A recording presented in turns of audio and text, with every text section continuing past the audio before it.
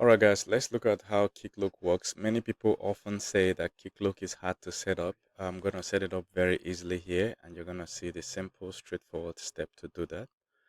Okay, so first of all, look at what our system design looks like. So a user visits a website on their laptop or their phone, alright, and then the website is built with, let's say, something like Next.js or Laravel or whatever you use to build your website, and the user tries to log in.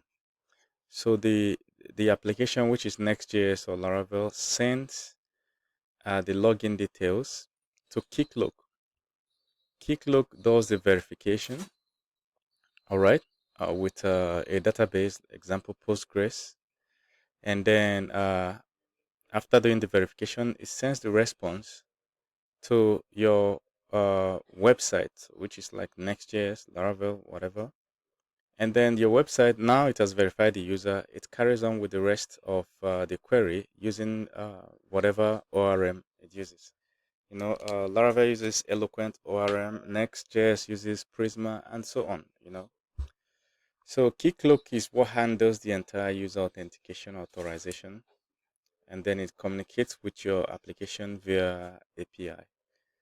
So let's start with setting it up. First off, you're gonna see here that we will need to download Docker. So if you go and type download Docker. So I'm using a MacBook in case you don't know. So I'm gonna download Docker for MacBook. Okay.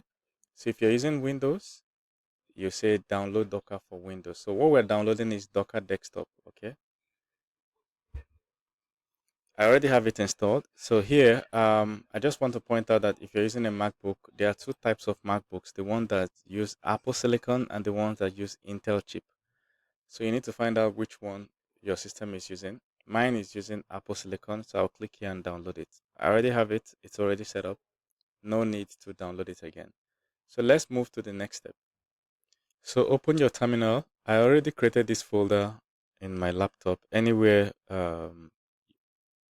I used to create folders for my website. That's where I created it. Okay. Just for reference purpose, this is where I created mine. Yours could be different. All right. So this folder I call the Keycloak setup or whatever. So this folder will start adding things. The first thing we need to do is to add an env file.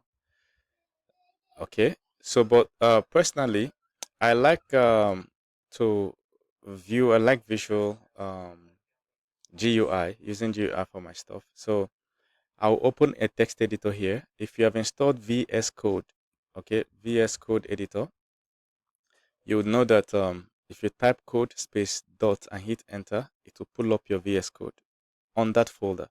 So this is the folder Keycloak desktop. So I'm going to create a file that we're going to call .env. It's created. So I'm going to paste this thing inside the file and save. So this is the information in the .env, and it's not hard to read. As you can see, the Keycloak admin, uh, I just called it an admin, the user, and then this is the password, and this is the port 8080. Okay, so now that's done. Our next challenge is to create another file that we're gonna call docker compose.yml. Remember that you would have installed your Docker and started it. Make sure your Docker is running. Mine is running somewhere here. This is mine. Make sure it's open and running, right? So paste this inside your Docker compose. I'm just gonna pause so that you can copy it. But I added the explanations. So just pause your screen and copy, all right? So this is the version. We're using the latest compose version. And here, this is the image, Keycloak image we're using from Docker Hub. And the container name, Keycloak server, that's what we're going to call it in Docker. And this is the port. And every other thing here, we're fetching from the .env file we just created. Okay. So this runs Keycloak in development environment. If we just do this, it's going to run it in production. So since we're still building our app, it's in development. Okay, so it will always automatically restart Keycloak unless it is stopped. So now we're gonna try and start Keycloak. The setup is over. We're just gonna try and start it. So I click this icon. Let me expand this. So click on terminal.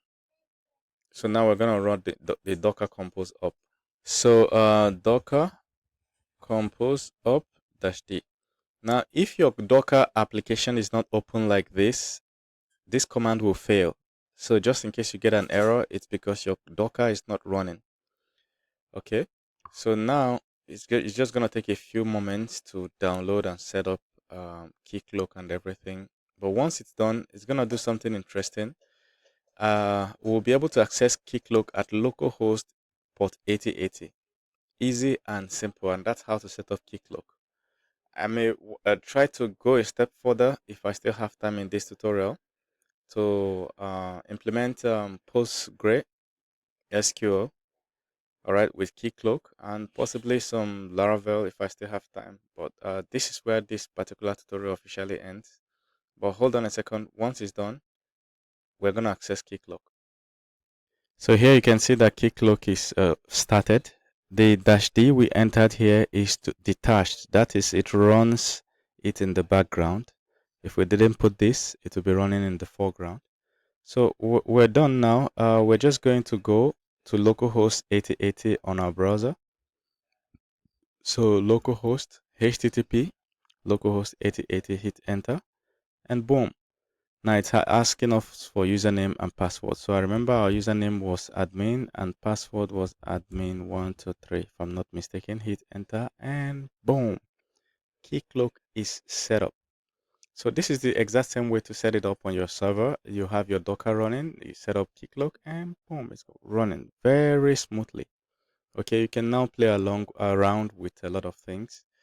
All right, creating realms and a whole lot of things. So I think it's done here. Let's see what what else I can do in 3 minutes. So let's say for some reason that your Keycloak has an issue, all right? Maybe it's down for some reason and you want to know what the hell is happening. So you just go to your command prompt and you check the logs for Keycloak. Okay, hope you can see my command prompt. Let me clear it. So Docker logs -f Keycloak server. Keycloak server is the name, the container name. All right, the container name. If I should open my Docker, if you open your Docker and you click on containers, you will see. You see. So here I'm just going to run that Keycloak server, and this is the logs. So these logs can tell you a lot about what's really happening. In this case, there are no errors because everything is working well. Okay, but if you had a bug somewhere, this is where you're gonna see the problem. All right. So now let's say you want to persist a Keycloak server with a Postgres database. Okay. So it's simple. We just need to update our files. So first off, we want to add more information to this. So I'm just gonna paste this. And now the information we're adding here is for the MySQL, not MySQL, but Postgres. If it was MySQL you're setting up, you add the login information for the Postgres. Okay. Now you need to know that I don't have Postgres installed and set up in my system currently, but Docker is gonna do everything in a second. Now we've done that, we'll have to come here and update this Docker file, okay, the Docker compose file. So to do that, I'm just going to delete this, okay, and paste. Now, in case you've never written anything that ends with .yml, you need to know that these spaces are very important. All right, it's just like it's the equivalent of JSON. All right, having a JSON file, but the spaces are very important in case you're copying this. So I want you to pause this, all right, and copy it out, and pause this again, copy it out, and here, I think I can eliminate this. So this is it. Just try and copy out what you have to, and here, copy it out. So now we've done this. Basically, what we just added is the Postgres details. That's just what we added. All right, nothing else, nothing special. Okay, and the volume. So we persisted it to the disk. Okay, so now we have this. That's all you need to do. We just have to run Docker Compose again. So here, let's open our terminal again, and terminal open. Now we're gonna run the command to remove old containers. So first of all, I'll do Command C. Command C. Okay.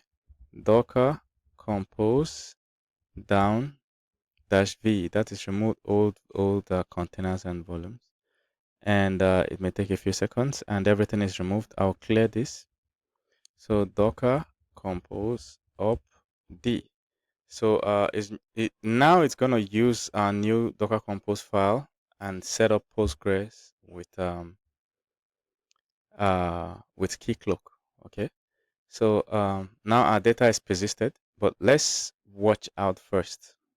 Here you can see it's set up. It's all running now. Our Keycloak DB is running, and the server is running.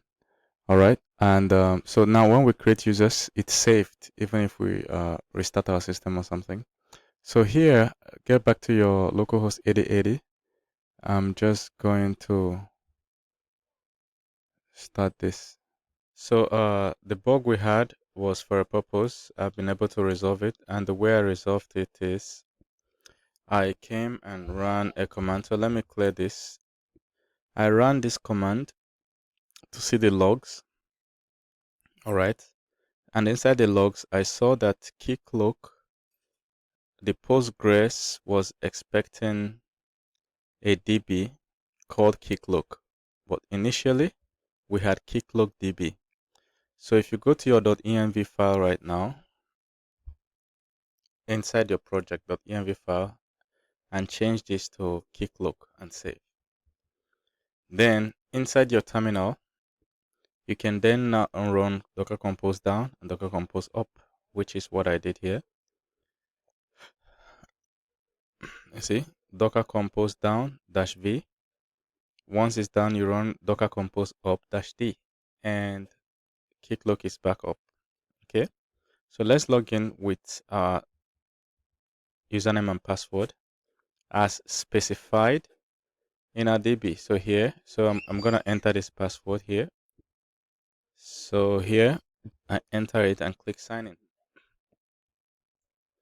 And we're back in. So now any user being saved here is being saved in Postgres DB. There's more we can do, but I think I don't want this video to be one of those long ones. Maybe in a subsequent video, we can attach what do you call it, Laravel to it. Make sure you follow me. Click the subscribe button below to subscribe and drop a comment if you want to see the next video.